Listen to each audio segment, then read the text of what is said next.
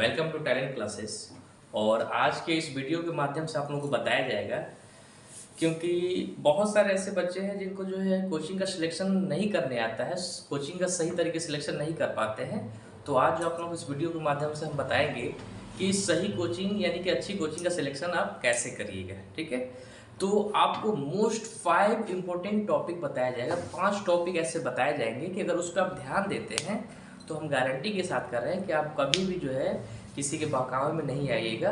इसलिए वो पांचों टॉपिक्स को अगर आप ध्यान देते हैं, इन फ्यूचर आपको किसी भी तरह की प्रॉब्लम नहीं होगी।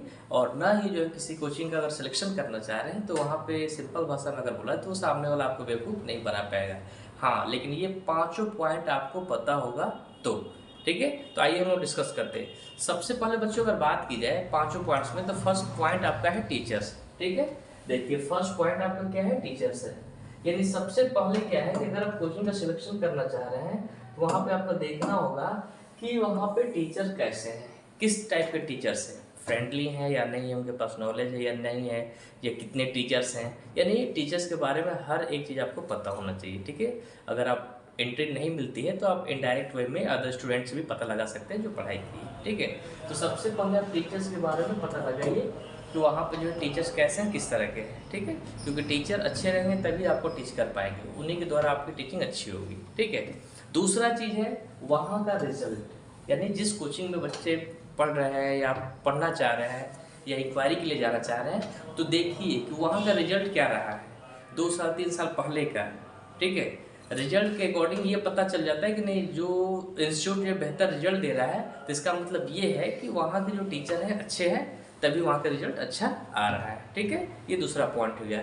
तीसरे पॉइंट की बात की जाए तो तीसरा पॉइंट आपका है स्टडी मटेरियल्स। इट मीन्स कहने का मतलब है कि वैसे इंस्टीट्यूट जहाँ पे आपको वीकली या मंथली या चैप्टर वाइज टेस्ट लिए जाते हैं, उसके बाद चैप्टर वाइज आपको जो है पीपीटी का पीडीएफ फॉर्म में जो बना करके आपको पीपीटी दे देते हैं बनाने के लिए डेली प्रैक्टिस पर्पज से। इस तरह से अगर मिल जाता है तो समझिए कि वो आपके लिए परफेक्ट है, क्योंकि पढ़ाई के साथ साथ जो है प्रैक्टिस भी काफ़ी ज़रूरी होता है। इतना ही नहीं, टेस्ट के माध्यम से बच्चों को आसानी से जज करने में आसानी होती है।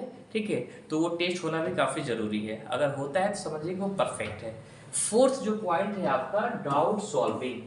यानी कि देखिए आप कितना वो पढ़ाई क्यों न कर लीजिए, लेकिन जब तक आपका डाउट सॉल्व नहीं होता है तो पढ़ने का कोई मतलब नहीं है। क्योंकि बहुत सारे बच्चे पढ़ाई करते हैं तो उनको कुछ ना कुछ डाउट होते रहता है, और इस चीज़ को क्लियर करने के लिए उनके लिए जो डाउट सॉल्विंग क्लास होना जरूरी है। अगर वो इंस्टीट्यूट आपके लिए प्रोवाइड कर रहा है तो समझिए कि परफेक्ट है। क्योंकि आप भी जानते हैं कि कोई भी टॉपिक जब आप पढ़ रहे होते हैं और उस टॉपिक में किसी भी तरह कोई प्रॉब्लम होती है और उस डाउट को आप क्लियर नहीं कर पाते हैं, तो उसके आगे के जितने भी कॉन्सेप्ट होते हैं वो आपको समझ में नहीं आते हैं। इसलिए आपको जो है वहाँ पे एक डाउट सॉल्विंग क्लास आपके लिए होना चाहिए, जिससे कि कभी भी आपको चैप्टर से टॉपिक से कोई भी प्रॉब्लम हो आप फ्री टाइम में मिल करके अपना सॉल्व कर लें। ठीक है, और जो लास्ट टॉपिक है वो है आपका डिसिप्लिन।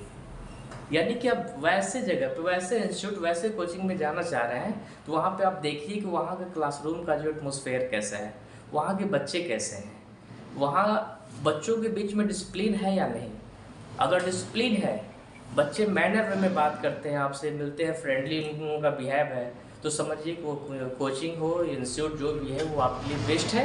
आप आराम से वहाँ पे एडमिशन लेकर के पढ़ाई कर सकते हैं, आपको किसी भी तरह की कोई प्रॉब्लम नहीं होगी। ठीक है।